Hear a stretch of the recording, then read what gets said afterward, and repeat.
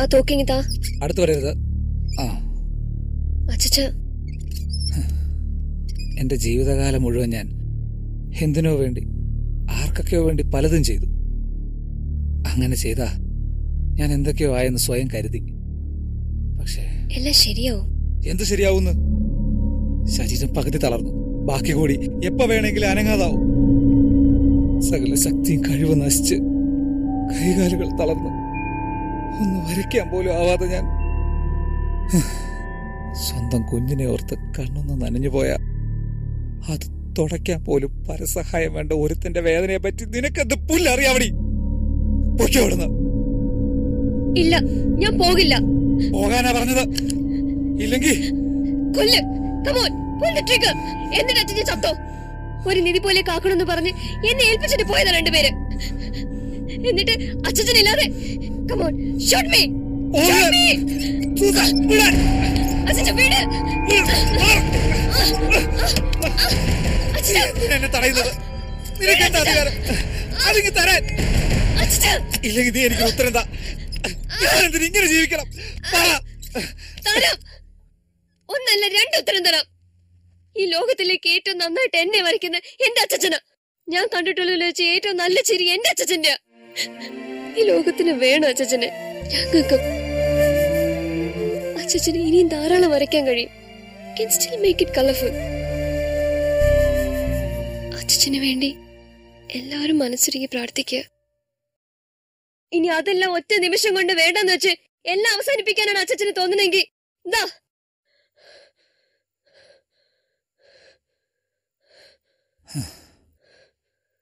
നിനക്ക് എപ്പോഴെങ്കിലും ഒരേ സമയത്ത് നിൽക്കണമെന്നും പോണമെന്നും ഒരുമിച്ച് തോന്നിയിട്ടുണ്ടോ? നീ എന്നെ തോൽപ്പിച്ചു കളഞ്ഞു. എന്തൊരു ശിക്ഷയത്! നശിച്ചൊരു അസുഖം. അസുഖം ഒരു ശിക്ഷയൊന്നുമല്ല അച്ഛാ. പിന്നെ എനിക്കെന്തിനത് വന്നു? ദൈവത്തിന്റെ മഹത്വം വെളിപ്പെടുത്താൻ.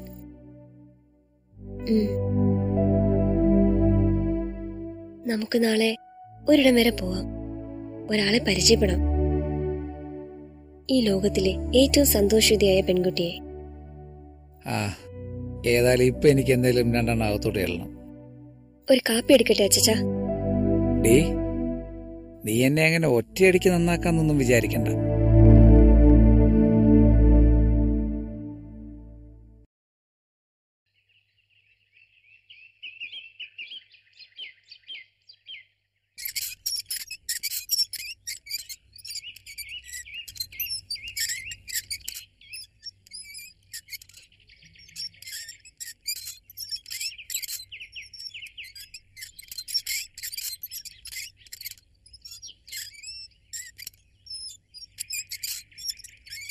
ഹലോ ശ്യാം, ഇതാരൊക്കെ വന്നിരിക്കുന്നത്?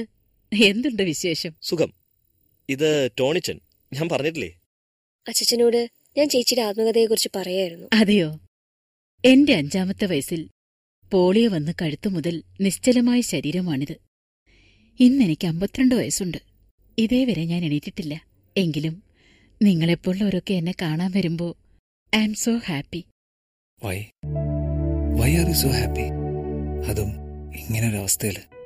ആദ്യമൊക്കെ പലതും ചെയ്യാനാവാത്ത കാരണം എനിക്ക് വലിയ നിരാശയായിരുന്നു. ചെറിയ കാര്യങ്ങൾ ലൈക്ക് പല്ല് തേക്കുക, മുടി ചെയ്യുക, അതുപോലും പറ്റിയില്ല. ആ പരാജയങ്ങളായിരുന്നു സത്യത്തിൽ മാറ്റത്തിന്റെ തുടക്കം. എനിക്ക് ഈ അവസ്ഥ വന്നതിനും ഒരു കാരണം കാണുമെന്ന് ഞാൻ ചിന്തിച്ചു. എല്ലാത്തിനും ഒരു കാരണമുണ്ടല്ലോ, ഒരർത്ഥവും ഉണ്ട്. നമ്മുടെ ഈ ജീവിതത്തിന്റെ അർത്ഥം അത് കണ്ടെത്തിയാ മതി. അതാണല്ലോ എല്ലാവരും അന്വേഷിക്കുന്നതും. എന്റെ ജീവിതത്തിന്റെ അർത്ഥം ഞാൻ കണ്ടെത്തി. ഞാൻ യേശുവിനെ കണ്ടുമുട്ടി. എല്ലാ ദിവസവും യേശുവിനു വേണ്ടി ചെയ്യാൻ എനിക്ക് ഒത്തിരി കാര്യങ്ങളുണ്ട്. പുസ്തകങ്ങൾ എഴുതുക, പാട്ടുകൾ എഴുതുക, അങ്ങനെ ഒത്തിരി കാര്യങ്ങൾ. ചിലപ്പോ മുഴുവൻ ആരോഗ്യം ഉണ്ടായിരുന്നെങ്കിൽ ഒരുപക്ഷെ ഞാനത് ചെയ്യില്ല. ഇന്നിപ്പോ ഇങ്ങനെയായതുകൊണ്ട് എനിക്കതൊക്കെ ചെയ്യാൻ സമയം കിട്ടുന്നുണ്ടല്ലോ.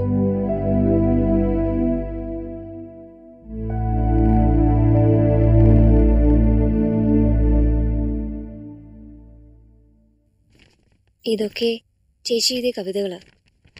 ഇടയ്ക്ക് എന്തെങ്കിലുമൊക്കെ കുത്തിക്കുറിക്കാറുണ്ട്. ഈ രോഗം മാറുന്നതിനേക്കാളൊക്കെ വലിയ വലിയ കാര്യമാണ് നിത്യജീവനെന്ന് എനിക്ക് മനസ്സിലായി. ഇതേവരെ ഞാൻ എഴുന്നേറ്റിട്ടില്ല. പക്ഷേ എന്റെ യേശുവിന്റെ മുമ്പിലെത്തുമ്പോ ഞാൻ എഴുന്നേറ്റ് നിൽക്കും. അവന്റെ സുന്ദരമായ ആ കണ്ണുകളിലേക്ക് ഞാൻ നോക്കും. ഈ കൈകൊണ്ട് ആരെയും ഞാൻ ഇതുവരെ പിടിച്ചിട്ടില്ല. പക്ഷേ അന്ന് ഞാൻ എന്റെ യേശുവിന്റെ ആണിപ്പാടുള്ള കൈകളിൽ പിടിക്കും. ഇന്നേ വരെ ഞാൻ നടന്നിട്ടില്ല.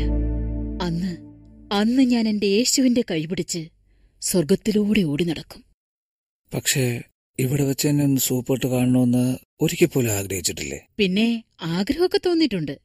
ദൈവത്തിനത് സാധിച്ചു തരാൻ കഴിയുമെന്ന വിശ്വാസവും ഉണ്ട്. പക്ഷേ നമ്മളെക്കാൾ നമ്മുടെ നല്ലതിന് വേണ്ടത് എന്താണെന്ന് യേശുവിനറിയാം.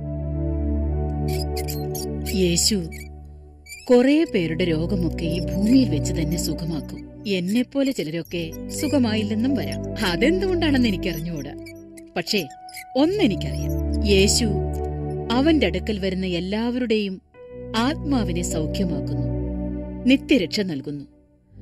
അതനുഭവിക്കാൻ ഭാഗ്യം ലഭിച്ച ഞാൻ മഹാഭാഗ്യവതി തന്നെയാ.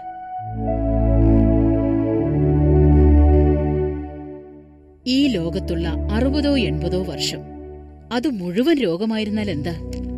സ്വർഗത്തിൽ യേശുവുമായുള്ള നിത്യത അത് മതി.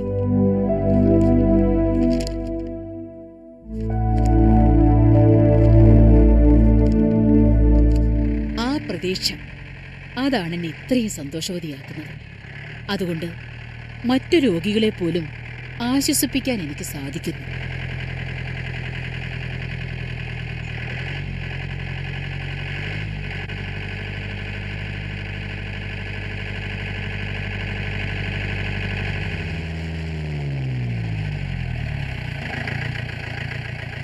അച്ഛാ,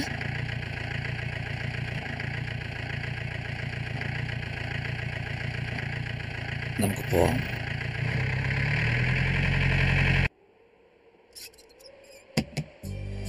ദൈവമേ, നിന്റെ ദയ എത്ര വിലയേറിയത്. മനുഷ്യപുത്രന്മാർ നിന്റെ ചിറകിൻ നിഴലിൽ ശരണം പ്രാപിക്കുന്നു.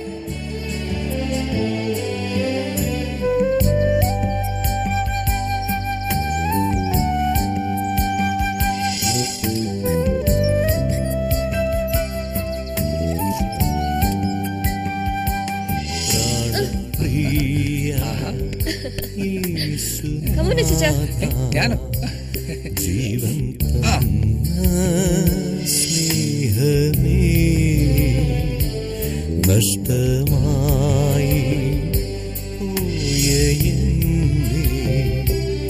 ഇഷ്ടനാക്കി പറ്റില്ല. ഞാനിത് പല ആവർത്തി പറഞ്ഞു കഴിഞ്ഞതാ.